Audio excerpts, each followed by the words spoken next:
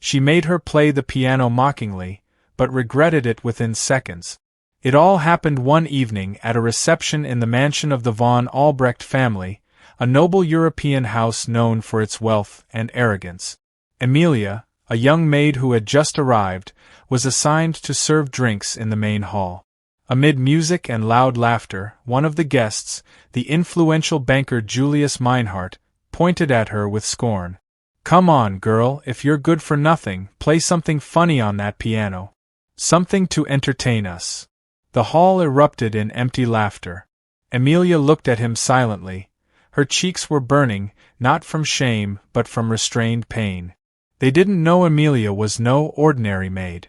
4 years, she studied piano at a conservatory, until the war forced her to flee her homeland. Her family had lost everything. Her father, a renowned composer, died protecting his sheet music from a regime that despised free art. Now, those mocking her uniform were the heirs of the same scorn that had scarred her life. The lady of the house, Mrs. von Mons, who knew part of Emilia's past, tried to intervene. "Julius, please don't humiliate her." But he laughed mockingly. "Humiliation? This is entertainment.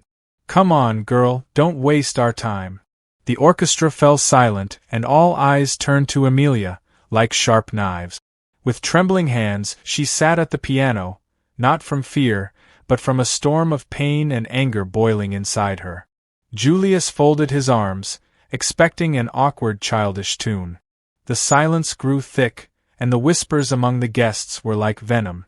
Emilia lifted her gaze for a brief second, catching the mocking expression on the man's face. Then, she placed her hands on the keys. Not a single note had been played yet, but her presence already made many uncomfortable. "What are you waiting for, maid? Applause before you begin?" one of the young men called out, drawing some forced laughter. The first chord rang out like a verdict, dark, deep, and unexpected. Emilia wasn't playing for amusement, she played to tear through the air. Each note told a story long held back. The laughter stopped. Julius frowned in confusion but said nothing. Emilia's hands moved with the precision of someone who had protected something sacred for years. The keys confessed pain, humiliation, hunger, loss. Some guests began to squirm. A pair of ladies exchanged silent glances, as if realizing something they couldn't quite name.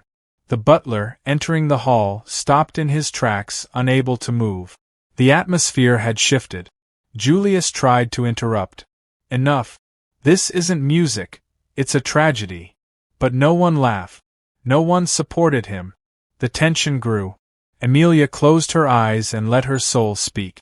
Tears welled up in the eyes of one of the elderly guests, who recognized the melody, a band piece from her youth, written by a composer who had died in exile. Emilia had chosen this piece deliberately, not out of revenge but as an act of dignity. And just when the room seemed to surrender to the truth in her notes, Julius, angry and humiliated, approached to stop her with his own hands. But what happened when he laid his hand on the piano stunned everyone. Julius clenched his teeth. His hand trembled. He was about to slam the lid shut, when a voice rang out among the guests. "Don't you dare, Julius!" It was Mr. Baumgartner, Dean of the Vienna Conservatory. He had arrived late and no one had noticed. "Do you know what you're hearing? This is a piece by Friedrich Lorenzi, his final work before his execution for resisting the regime." The room froze. Emilia continued to play, unfazed by the commotion, eyes closed, as if the past spoke through the piano. Julius lowered his hand, confused but not yet willing to back down. Then the guests began whispering among themselves. One high-society woman, known for her snobbery, murmured, "How the hell can a maid play like this?" Another replied, "This isn't performance, it's lived experience." Some stepped back, as if being near Emilia made them feel guilty for something they hadn't realized. Julius, increasingly uneasy, tried to reclaim control. "I don't care who composed it or who's playing. This is my event, and I decide what gets played."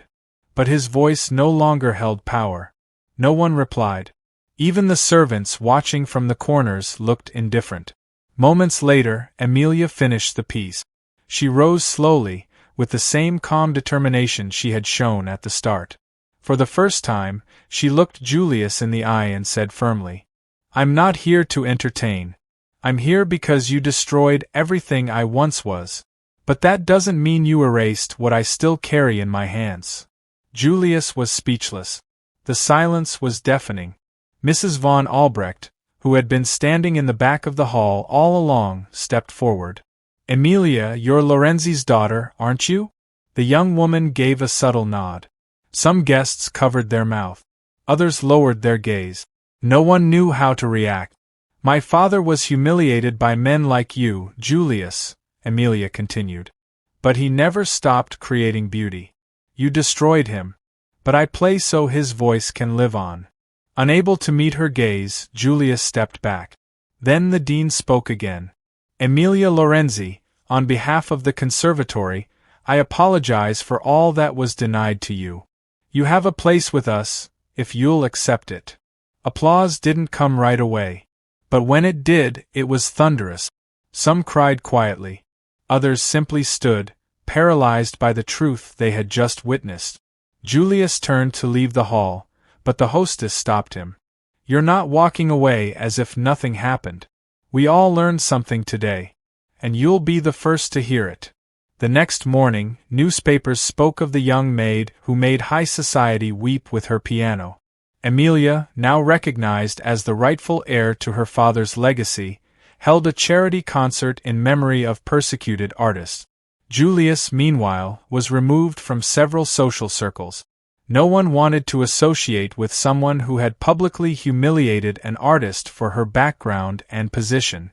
Emilia bore no grudge. She knew that music, in the end, always reveals who we really are. And though she had lost much, she gained something no uniform could ever hide: her voice. You never know who's hiding behind a mask. Appearances may deceive, but respect and dignity must always remain untouchable.